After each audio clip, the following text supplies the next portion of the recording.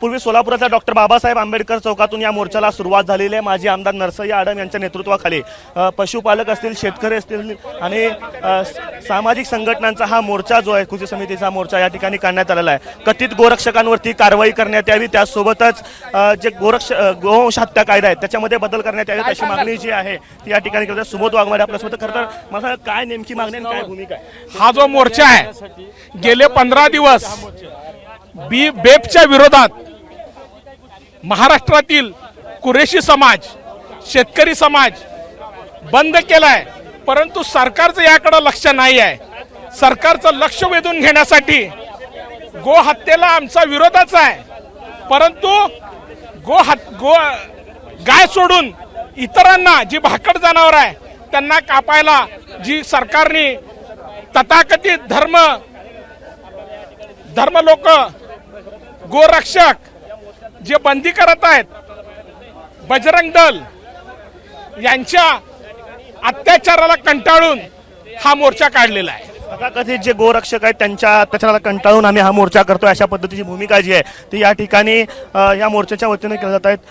खरं तर सोलापुरातल्या जिल्हाधिकारी कार्यालयापर्यंत हा मोर्चा जाणार आहे। MIMचे प्रदेश कार्याध्यक्ष फारुख शाब्दी देखील आपल्यासोबत आहेत। शाब्दी साहेब, खरं तर काल अजितदादांसोबत बैठक झाली आणि त्या बैठकीमध्ये काही निर्णय घेण्यात आले, त्यांनी बंदी जी आहे ती आम्ही मागे घेतो अशा पद्धतीची घोषणा देखील अजितदादांनी केलेली होती। मात्र त्यानंतर देखील सोलापुरात मोर्चा निघतोय, काय नेमकी भूमिका आहे? देखिए, इस राज्य का गरीब जो तबका है वो ऐसी आश्वासनों से थक चुका है। अजीत दादा से मेरी ये अपील है कि अब आश्वासन से काम नहीं चलेगा। अगर आपको काम करना ही है तो ये आज आश्वासन क्यों दे रहे? ये आज ये हालात होने से पहले ही अजीत दादा खुद भी स्टेप ले सकते थे और इस चीज़ को रोक सकते थे।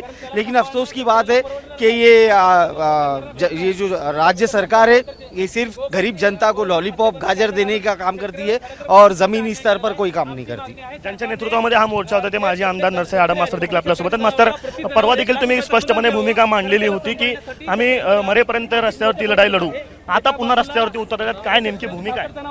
आता हे सर्वपक्षीय मोर्चा आहे, कोणत्या धर्माचा पंथाचा मोर्चा नाही।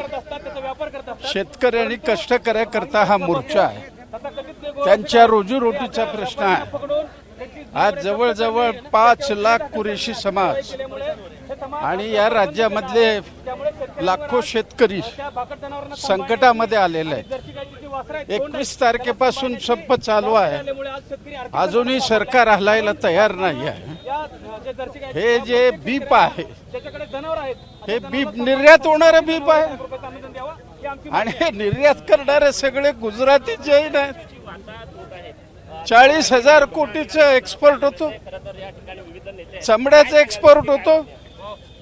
भयानक अशी परिस्थिती देशामध्ये निर्माण झालेली आहे, म्हणून हा ऐतिहासिक मोर्चा सोलापुरात नव्हे सगळ्या महाराष्ट्रात आहे।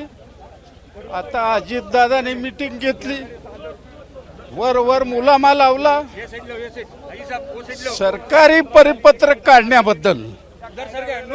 जोपर्यंत सरकारचा निर्णय होत नाही तोपर्यंत हा लढा चालू राहणार, तीव्र होणार। जोपर्यंत आमचा लढा जो आहे तो चालू राहील अशा पद्धतीची भूमिका जी आहे ती या ठिकाणी आडम मास्तर व्यक्त करतायत।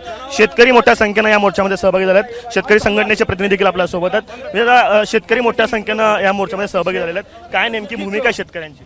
कारण काय झालेलं आहे, शेतकऱ्यांकडे हे गोवंश हत्ती बांधे कायदे घातल्यापासून शेतकऱ्यांकडे जे भाकड जनावर आहेत, शेतकऱ्याकडे दूध न देणारे जनावर म्हणजे भाकड जनावर, ज्या जनावरांचा सध्या उपयोग नाही त्यांना सांभाळावं लागतं। दुसऱ्या बाजूला हे जे व्यापारी लोक आहेत, हे जर्सी गायचं जे खोंड असते अंतुल्या, त्याचं शेताच्या उपयोगासाठी तो येत नाही, शेत काम करत नाही। खिल्लार गायचा खोंड आपण बैल म्हणून उपयोग करतो, पण जर्सी गायचं जे खोंड आहे ते आपल्या शेताच्या कामाला उपयोग येत नाही, म्हणून त्याला शेतकरी विकत असतात।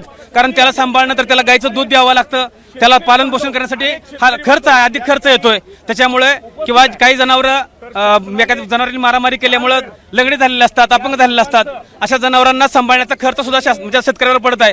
त्यामुळे आमची मागणी आहे, एकतर ह्या कारण काय झाले मागील काही दिवसापासून असे जे जर्सी गायचे खोंड घेऊन जाणारे, अपंग जनावरे घेऊन जाणारे व्यापाऱ्यावर तथाकथित गोरक्षक त्यांना पकडतायत, त्यांची जनावरे जप्त करतायत, त्यांच्यावर गुन्हा दाखल करण्यासाठी प्रशासनावर बंद हे करतायत, बर्डन आणतायत, दबाव आणतायत। त्यामुळे आमची मागणी आहे, आज आम्ही यात मोठ्या संख्येने सहभागी झालोय, कारण शेतकऱ्यांकडे जे जनावर आहेत, भाकड जनावर आहेत, त्यांना सांभाळण्यासाठी शेतकऱ्यांना शासनाने प्रति जनावर प्रतिवर्ष 1 लाख रुपयाचं अनुदान द्यावं।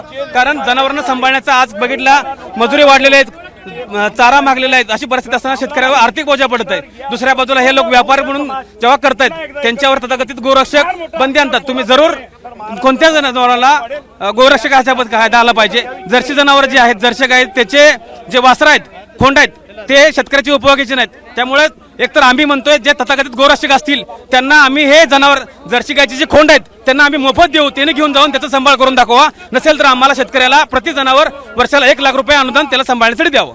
प्रति जनावर 1 लाख रुपये वर्षाला अनुदान द्यावं, अन्यथा आम्हाला गोरक्षणावर कार्य करण्यात द्यावी अशा पद्धतीची भूमिका जी आहे ती शेतकरी संघटनांकडे घेतली जाते. वेगवेगळ्या संघटनांचे प्रतिनिधी जे आहेत ते या मोर्चामध्ये सहभागी झालेत. शेतकरी असतील, पशुपालक असतील आणि सामाजिक संघटनांचे वेगवेगळे कार्यकर्ते जे आहेत त्या मोर्चामध्ये मोठ्या संख्येनं सहभागी झालेत. कॅमेरा पर्सन अयुब अगदीसह आफताब शेख, एबीपी माझा, सोलापूर.